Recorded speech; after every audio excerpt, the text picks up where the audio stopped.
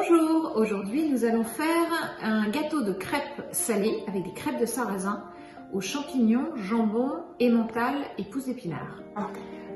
Pour faire notre gâteau de crêpes, nous avons besoin de champignons, une dizaine, de crêpes de sarrasin, environ 6-8, de jambon fin, blanc, de gruyère râpée, de pousses d'épinards, d'échalotes, de l'huile et de la crème liquide.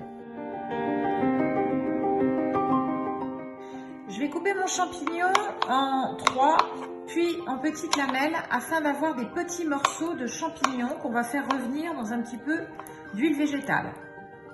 Je commence par faire revenir mes petites échalotes dans mon huile végétale.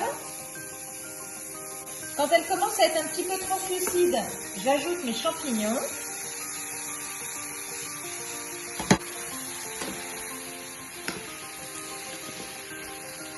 Je vais poivrer mes champignons, mais je ne vais pas les saler en début de cuisson, sinon ils vont rendre trop d'eau. Je mets que du poivre, mais j'en mets pas mal.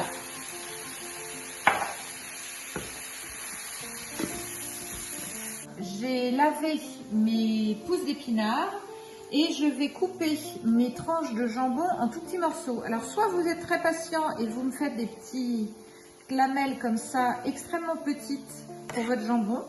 Soit vous êtes feignant comme moi et vous achetez ces ciseaux à 4 lames qui sont juste géniaux parce que ça permet d'émincer le petit jambon extrêmement finement. Je fais ça aussi pour les champignons. Je m'en sers sur mes pizzas quand je fais mes pizzas pour émincer très finement mes petits aliments.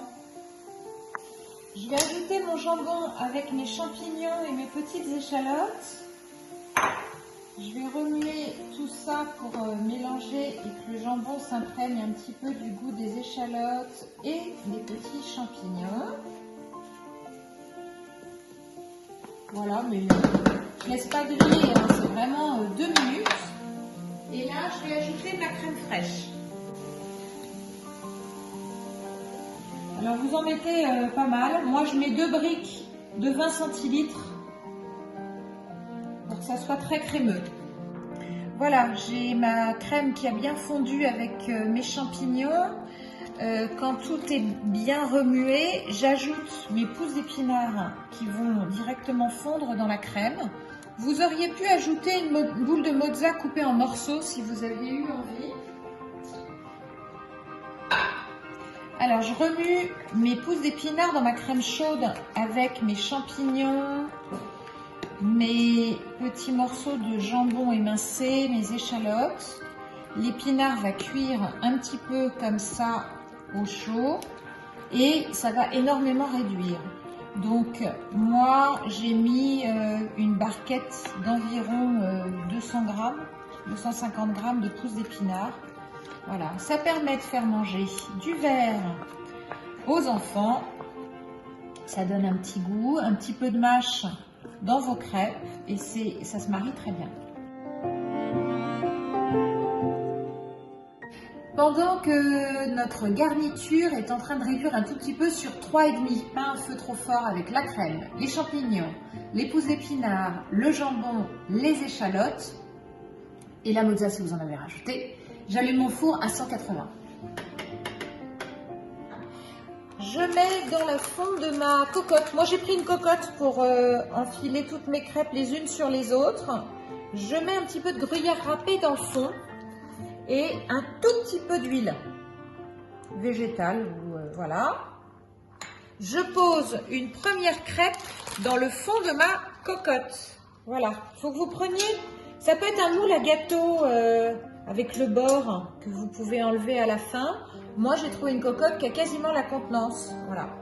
Je prends avec ma louche un petit peu de ma préparation et je l'étale un petit peu dans le milieu de mes crêpes.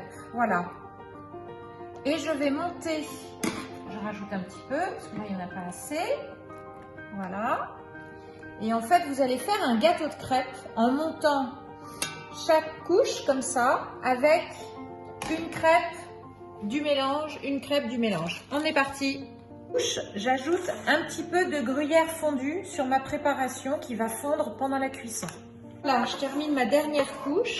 Donc, j'aurais utilisé globalement 6 crêpes pour réaliser cette recette. Donc évidemment, vous doublez les proportions si vous êtes 6, 8. Je vais faire ça dans ma cocotte. Maintenant, c'est mieux avec un moule à gâteau, avec un fond qui se défait, vous savez, par les côtés. Pour démouler, c'est plus pratique. Parce que nous, à démouler tout à l'heure, soit c'est compliqué, soit c'est pas possible. Ça dépend des cuissons. Et donc, du coup, je ne sais pas si on ne mangera pas directement dans la cocotte. Alors, voilà. Et on coupera ça comme un gâteau. Voilà. Dernière couche. On met la dernière crêpe. Sur la dernière crêpe, du fromage râpé. Partout, pour que ça croustille bien. Je vais servir ça avec une petite salade verte.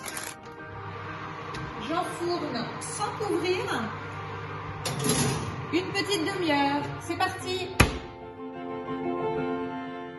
Voilà, ça fait une demi-heure que ça a cuit. Notre gâteau de crêpes est prêt. Alors en revanche, comme je l'ai fait dans une cocotte cette fois-ci, je ne vais pas prendre le risque de le démouler et de le transférer parce que n'oublions pas que nous avons de la crème à l'intérieur, ça ne devrait pas très bien se tenir. Ce que je vous propose, c'est de le découper, le servir à l'assiette et vous allez voir ce que ça donne.